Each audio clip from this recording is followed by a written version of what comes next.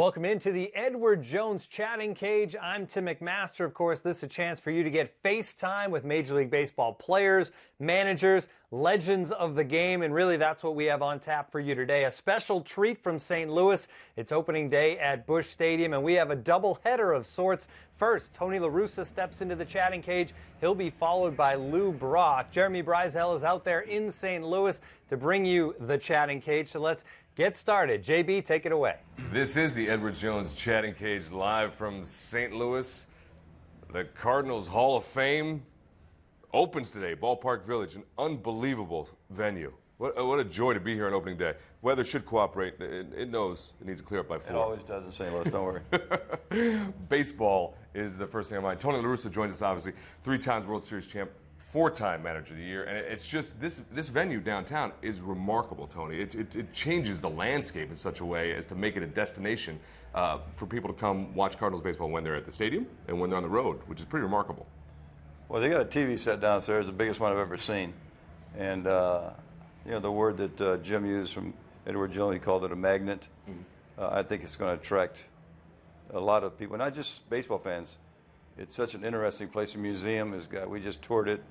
That's going to be something that our fans are going to enjoy. But there's a lot of ways to have fun, have something to eat, have something to drink while you're here, and it's going to add a lot to our downtown area. Now, this is a remarkable space, and this is a remarkable time. We're very glad to be here, as it's time to go to your questions. That's right, the Edward Jones Chatting Cage, as you know, it's a place for you to get FaceTime with your favorite players, legends, Hall of Famers. So let's get to it. On social media, I'm going to fire it up first. And this one from @GH Morehouse. And I like this one because, Tony, we know you had a lot to work as a manager and you were very cerebral. So who was the best pitcher you ever managed against? Against? Against. Yeah, that would be a hard one because, you know, you're around forever, 30 years. And I will say that, you know, I never have liked making the choice. Reggie Jackson one time said, the best way you handle it is to include a bunch of guys in the conversation. And if you're in the conversation, just like who's a better center fielder? Is it Willie Mays? Who's a better hitter? Is it Aaron? Is it Ted Williams? If you're in the conversation. So when I would look back over the years, I put Roger Clemens. He was never any fun to try to beat in the American League, and then we had to face him in the National League as well. I'd say he would be in the conversation. But mostly we concentrate on our guys. So, you know, I would not want to have to beat Chris Carpenter or Matt Morris. I had the great pleasure when I first started managing me with Tom Seaver for 2 years. And in Oakland, we had Dave Stewart, Bob Welsh. I mean, I prefer to concentrate on our guys rather than the guys against us. All right, well, that's a great way to put it. And it's incredible when you talk about it. The conversation is the right way to sort of talk about that. To isolate one takes away, creates too many moments that aren't necessarily genuine, whereas the conversation talks about guys that are excellent. This is the Chatting Cage, and while we keep social media alive, we also make sure fans get their chance. So fire up that webcam, get into the Chatting Cage, and be a part of this conversation. We have a fan now. What's your name, where you're from? What's your question for Tony? Hey guys, how's it going? My name's Jameson. I'm from St. Louis. And I'm wondering if you had any game day superstitions as a manager. Do I have any game day superstitions? I know that they're ridiculous and they don't make sense, but you never want to tempt the baseball gods. So I would always, I followed one of my heroes was Sparky Anderson, and he gave me a time to get to the park before the first game, and it was many, many hours. So, you know, at least 10 hours before the game started. So if you think today's a 3 o'clock game, you do the math, you got to be here 10 hours before. That was one of my superstitions. Sometimes you had to sit in the parking lot, wait till the ballpark opened, but as long as I kept that superstition going. But my biggest superstition was just try to have really good players. You'd be surprised how much that works. Both those are excellent. One is hard work ethic. And then the second one is make sure you're surrounded by really excellent players. Exactly. Those are great superstitions. We go back now to social media. I know that baseball is obviously a great passion in your life and something you've been incredibly successful at. Another one is ARF. So Billy Thomas, 43, wants to know, what inspired you specifically to start your animal rescue foundation? I had a lifelong love of dogs to start with. And then when I married Elaine, she had a poodle named Yvette, and fell in love with her. And she also had a cat named Dinkles. And then I realized after just about a week that cats were as great as dogs in different ways. So we've been married almost 40 years, and we have shared this love of companion animals, and then you start understanding how many are being euthanized, and cities are overwhelmed with, they just don't have enough funds to take care of the problem, so a nonprofit helps complement the public effort. So we started off 23 years ago, and one of the neat things we've done that we also found ways that then the animals would rescue people. So we take their wonderful unconditional love and companionship to people in need, like seniors, battered women, abused kids, people in hospitals, and now we're working with veterans. So it's inspiring work. The players, by the way, would always say that I worked harder for ARF than I did for them. And I said, if you were as worthwhile as dogs and cats, I'd work harder for you. I think that's understandable. If they gave that sort of love and unconditional focus, then yeah, you would get that in return. So just to be clear, just covering up, there was a Lane, Yvette, and Dinkles that changed the course of your life. Those are the three. Yeah. All right. Exactly. Tim, I can't keep up with the Twitter feed down here. It's just too fast and furious. What do you have back there in social media? Yeah, we got Twitter going on, also some Facebook. So let's get a Facebook question to Tony. Tony, Chris Torberg wants to know, what are your thoughts on using the defensive shift? Obviously, it's something we've seen more and more of in recent years. Well, I'm a big proponent of trying to figure out where the ball's going to be hit. We used charts developed by Dave Duncan. Dave and I were together since 1983. And there's no doubt in my mind that clever positioning gets you extra outs. I'm a little pained when you get a general service it provides, because I don't think that works nearly as well. I think what you should do is you take whatever information you have, you try to understand about the hitter, but then you match it to your pitcher. And that's one thing that we did for years. Adam Wainwright would throw to somebody different than Chris Carpenter. The ball, it just goes different places because the ways that they attack hitters. So I think you have to be really careful. The standard shifts, they may look good in the numbers, but when you apply them specifically, you really need to tweak it depending on how the guy is swinging. Maybe he's a pull hitter, and all of a sudden you play against him in that series, and his bat's slow, and he hits the ball the other way. So you got to make adjustments. But I do believe that paying attention to positioning gets you extra outs. This is the Edward Jones Chatting Cage. Tony La Russa talking about defensive alignments and shifts and the importance to focus on that. Get those outs. That obviously is one of the biggest goals in the game, I guess, essentially when you're playing defense, right? Get them out and score some runs. It's a very simple game. A lot to talk about. We have another fan with us. What's your name? Where you're from? What's your question for Tony? Hi, guys. My name's Brett. I'm from St. Louis. And Tony, without baseball, where would life have taken you?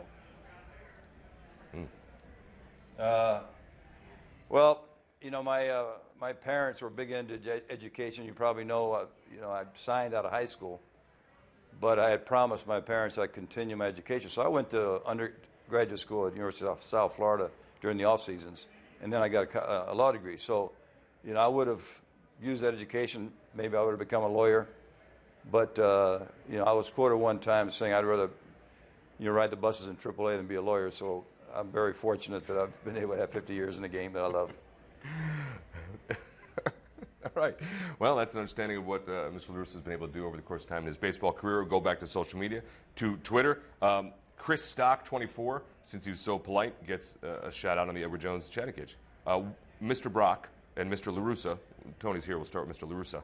What were your favorite parts about being in the major leagues?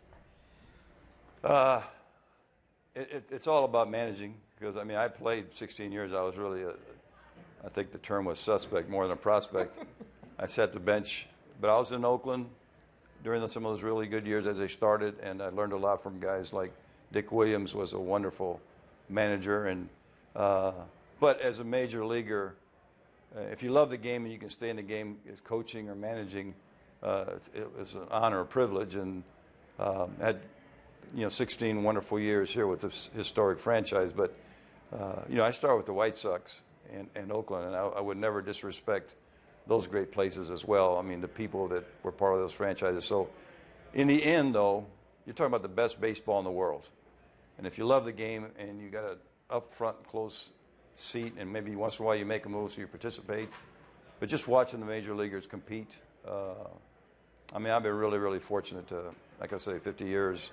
And now that I'm not managing, I'm still working for the commissioner in Major League Baseball, so I get to watch games for free, and it's best of all times. The perks of that job come nicely. It was well earned. Now you get to enjoy the games for free, but you still have to work though. Is it a tough enough job to keep you engaged? The first couple of years, what I do is I do assignments, and Commissioner Selig would say, "Why don't you do this? Why don't you do that?" And I would just get my feet wet. But there is a legitimate assignment in 2014. There was a committee that he put together with John Sherlitz and Joe Torre, some wonderful guys out of Major League Baseball in New York, and I'm on that committee to form this replay. Everybody has their own opinion, but in the first week, it's been really surprisingly effective. There's already been, I think, 4 game-changing overturns. So the first 2 years of having an easier time, we're all working really hard to take this historic kind of opportunity to reverse a call and honor the competition. So I'm working a lot harder, but enjoying it more. And to that point, I would follow up on that, just on that, because it's historic. It's not a small thing. And as you said, already in the first week, there's been significant events throughout the course of the games. And do you feel that commitment to making this game better at each step and each way is something that's very important to Commissioner Selig and yourself? Well, the commissioner's our leader, and technology has been improving. Several years ago, we took our first baby steps we were able to replay home runs and the boundary fouls. So we wanted to do it, but you've got to be really, and we had a bunch of issues, how you maintain the flow of the competition. And one of the things we've watched closely this first week, we don't want the interruptions. Normally, we're going to be reviewing a play that a manager would argue. So normally, we're really not going to slow the game down because, 3 or 4 minute argument, we're having results in sometimes under 2 minutes.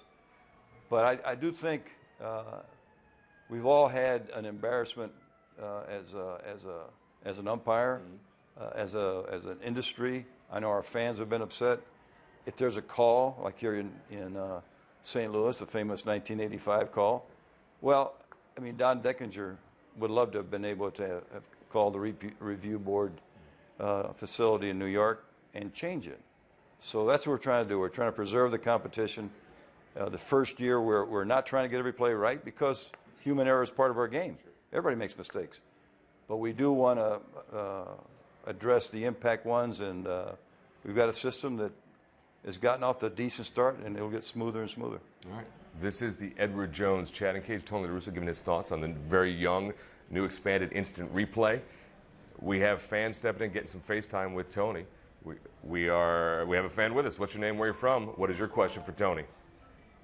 My name's Tim. My question is, what is your favorite baseball card you collected as a kid? Favorite baseball card I collected as a kid? Mickey Mantle. I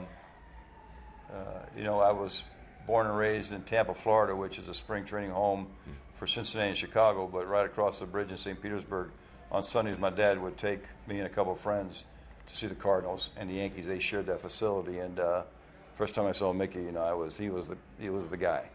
And I never really collected a lot. Couldn't afford bubblegum. But Mickey was the first one that I got, and probably still have someplace. That's great. If there was a player playing right now that you wanted to grab a card of, who would it be? Right now? Right now. Whoever got the last hit to help us win a game.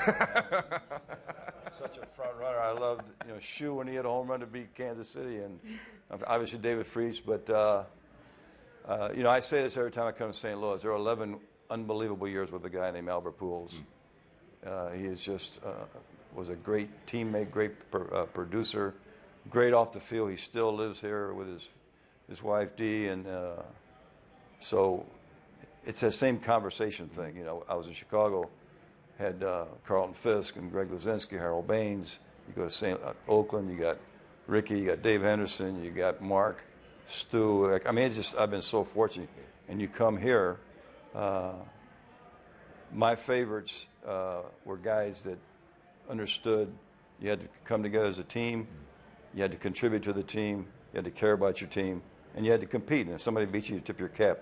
And we were really blessed here. And I will add one name out of that conversation because I still, when I get a chance to watch him on TV or in person, am amazed at how good Yadi Molina is. He is a joy to watch. I pay to watch him just catch, and then he does offensive things too. And so, that's a long list. I've really been lucky, and those are wonderful memories.